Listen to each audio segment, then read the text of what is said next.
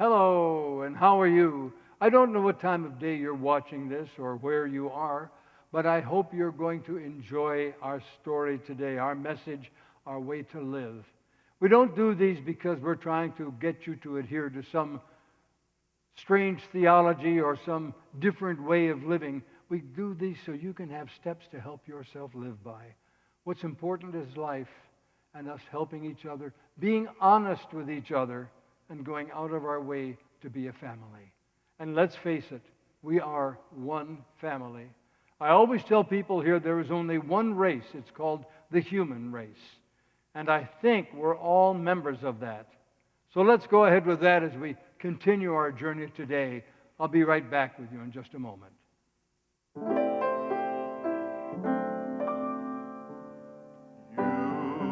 are the light that lights my way.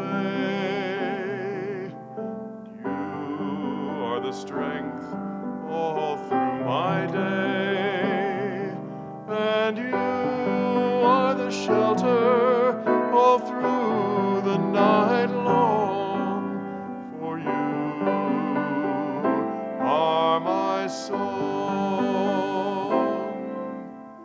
You are the sunshine when all is gone, and you give me reason to carry on, and you make it right when all else is wrong, for you are my song. You fill my soul like streams from the mountains flow, and all I ever hope to be, I am now that you live in me. You are the light that lights my way, and you are the strength all through my day, and you are the shelter all through the night long, for you are my song. Yes, you are my song.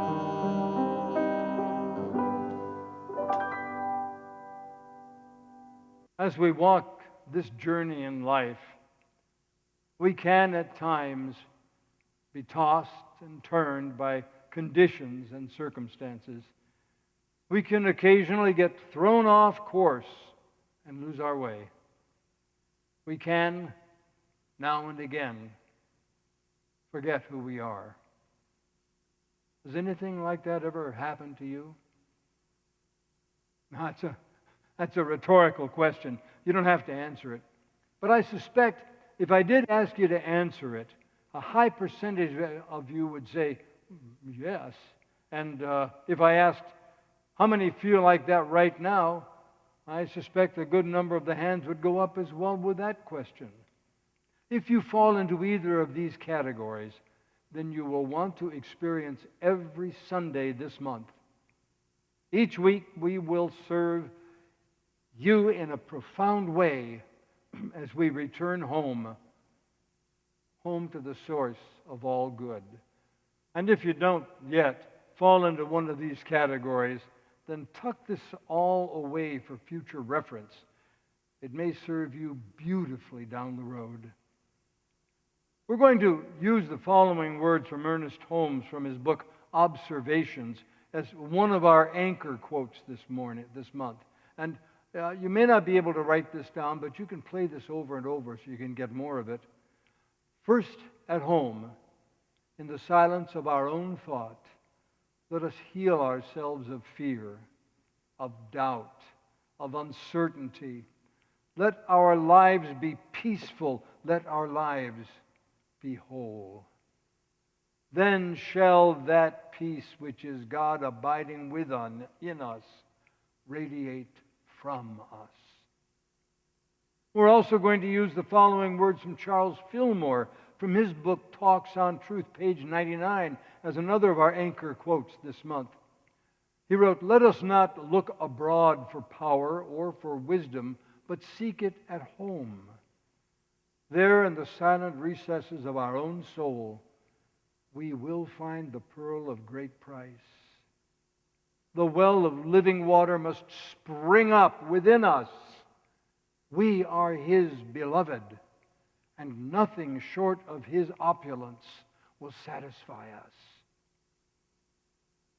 As we today begin our journey by returning home to the changeless, this place within us that Holmes and Fillmore spoke about, even when we are in the midst of change, we find we can still reside there. So, did you hear the one about the middle-aged woman? See, I always got to tell a joke someplace. Did you hear the one about the middle-aged woman who had a heart attack? Yeah, she was rushed to the hospital and immediately taken into surgery. While on the operating table, she had a near-death experience. Just wasn't her day, was it? In this experience, she saw God and asked if this was it for her. God said, "Oh, no. You've got another 30, 40 years to live." So the woman entered back into her body, and the surgery was a great success.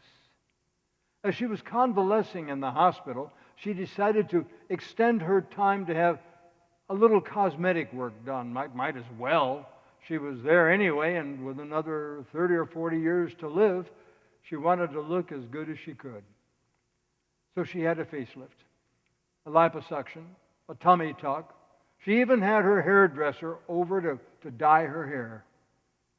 And after she was all lifted and tucked and dyed and coiffed, she walked out of the hospital a new woman and immediately got hit by an ambulance and killed. She arrived at the pearly gates of heaven in a pretty foul mood, as you can imagine, and confronted God. "What's the big idea? I thought you said I had another 30 or 40 years. To which God replied, "To tell you the truth, you've changed so much I didn't recognize you." Sometimes changes that come upon us can seem so great we don't even recognize our lives. But today we're going to ground ourselves in that which never changes, which is something we can always recognize. What I want to do this morning is to speak clearly, for one thing, but it's also to give us a foundation for handling change. Any kind of change, whatever the type of magnitude, whether it's the type of change that causes us to say, "Thank goodness," or "Goodness, no." Whether it's finding a fabulous job or losing one. Whether it's getting married or getting divorced. Whether it's moving into your dream home or feeling forced to move because of a change in life situation. Whether it's having a baby or having someone you love make their transition. Whatever the change is we face, our foundation is the knowledge that there is one thing that has not and will not change. Thank goodness. And that thing, as Ernest Holmes called it, the thing itself, is God. In The Science of Mind, Ernest Holmes wrote, "Forms come and forms go, but the power back of them is changeless. Form is temporary, but mind, infinite mind, is eternal." And in The Science of Mind, he said, change is always taking place within that which is changeless.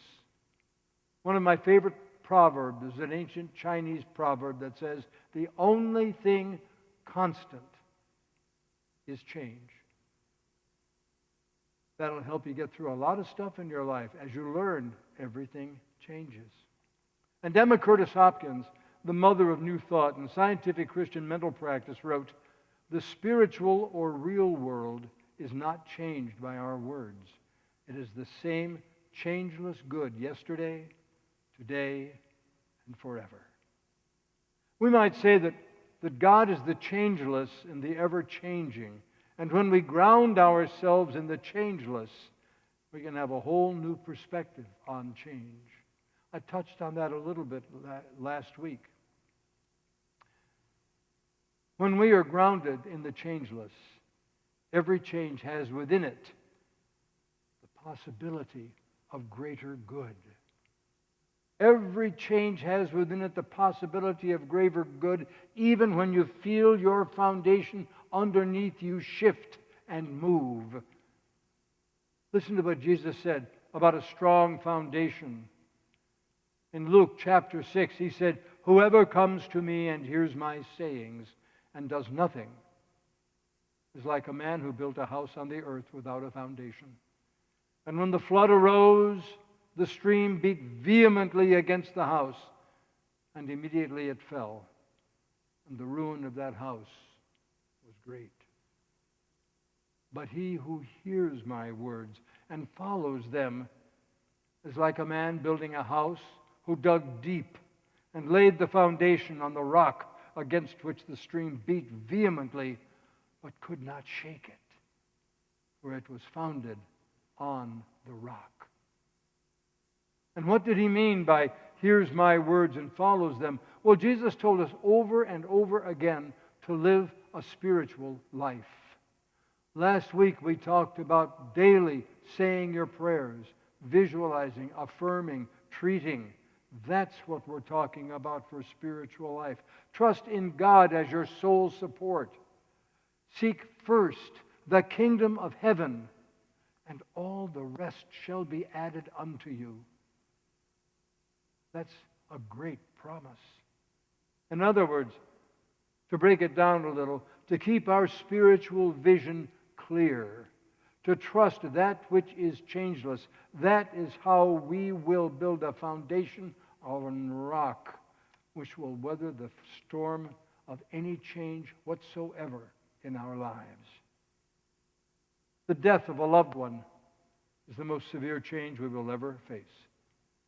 And it is through that kind of experience that our recognition of the changeless is vital. But we face many, many changes of lesser severity on a regular basis. And let us remember, in any change, whatever the magnitude of it is, when the door is shut, another opens. When a door closes and locks shut, we have an opportunity through the changeless Spirit of God within us to find an open door. There always is one when we have patience and faith and love to look for the open door. We will always find it. A New Thought minister did once say, however, it is true that when one door closes, another one opens, but I have to tell you, sometimes that hallway is a real, well, you can fill in the word there. And it is true. That hallway can sometimes be a challenge. But if we know that we are anchored in and grounded on that which does not change, then we will find the new door. I have a friend who, whenever he's confronted with a seemingly changeless situation, will say, "Now, what am I supposed to learn from this? What is my best way to go now?" And his mind will open doors that we never knew were there. And we just go, wow, he can do that. So never allow change in your affairs to become a closed door that bars your path to progress. Know that every ending is also a beginning. Say it again. Every ending is also a beginning. Here's a wonderful example that I love of composer Franz Joseph Haydn. As a small boy, he was trained to sing and was taken at age 8 into the cathedral choir of St. Stephen's in Vienna. Here he sang solo parts and received valuable musical instruction as well as earning his living.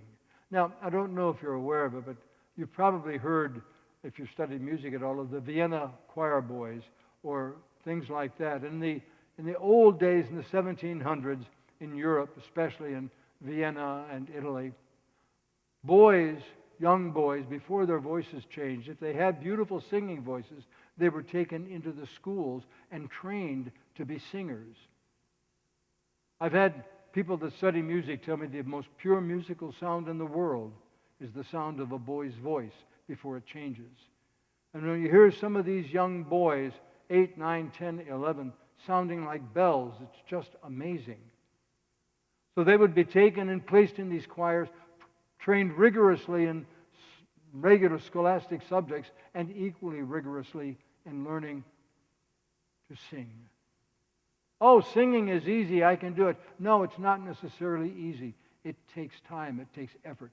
It's something we have to learn to do.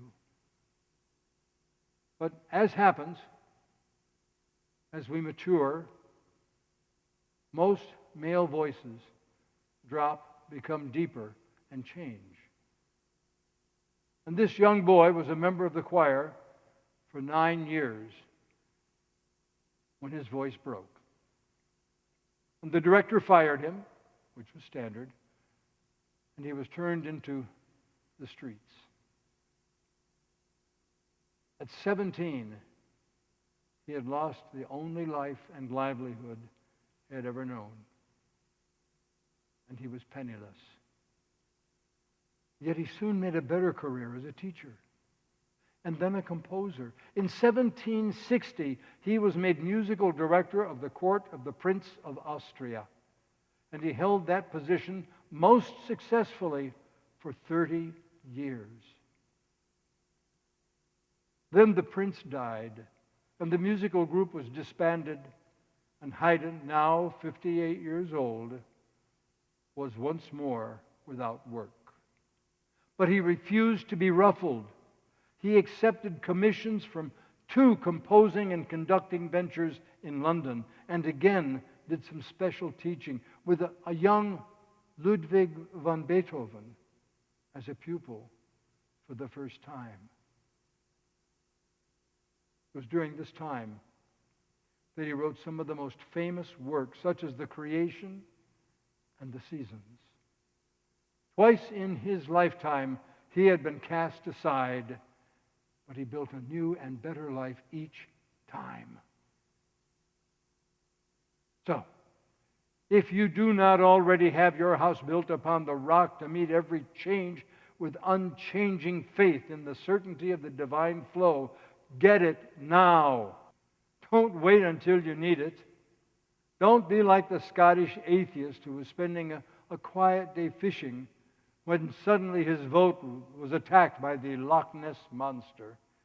In one easy flip, the beast tossed him high into the air, and then it opened its mouth to swallow him. As the man sailed head over heels, he cried out, "Oh my God, help me!" All at once the scene froze in place. And as the atheist hung in midair, a booming voice came down from the clouds. "I thought you didn't believe in me." "Come on, God," said the atheist. "A minute ago I didn't believe in the Loch Ness monster either." My friends, get your grounding now so that you'll have it when you really need it. As we wrap up this morning, I invite you to use this peaceful time we have right here to ground yourself in the changeless, to recognize that God is ever present, ever available, as near as your hands and feet, as close as your breath, even as one door closes, even as you walk down a hallway that can be, you know what, even before you find the new door, and even as you open the new door, know that God's changeless love, peace, and power are ever with you. Use this time to build that foundation of solid rock underneath you, in your own heart, in your own mind, in your own way, make a connection with the changeless reality, the eternal one.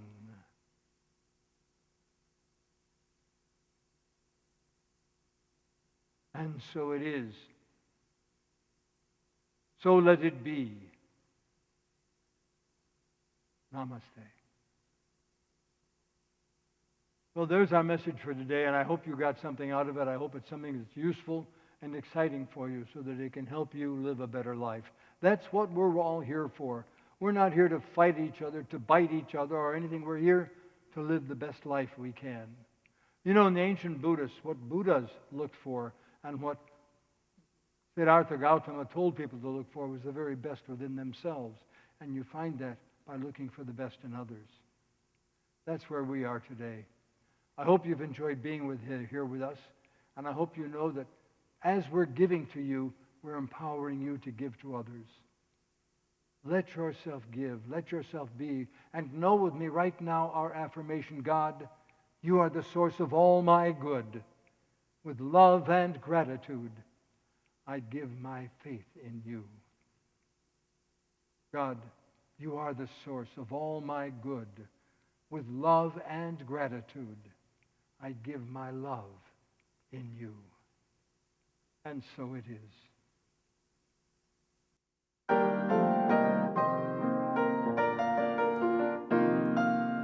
Let there be love on earth, and let it begin with me. Let there be love on earth, the love that was meant to be. With God as creator, united all are we. Let us walk with each other in perfect harmony. Let love begin with me. Let this be the moment now. With every step I take, let this be my solemn vow. To take each moment and live each moment in love eternally. Let there be love on earth, and let it begin with me. Well, ladies and gentlemen, boys and girls of all ages, that concludes us here today. I'll be with you again next week, and I know that you will want to be here as we continue this exciting series, and you learn to make your life better, stronger, braver, more beautiful. Let us know together that this is a changing moment in time. Remember what I said at the beginning: the only thing constant is change. Allow yourself to live, to survive, to do everything you can to be a beautiful person and to live. And know with me right now, the light of God surrounds you. The love of God enfolds you. The power of God protects you. And the presence of God watches over you. Wherever you are, God is, and all is well. Amen.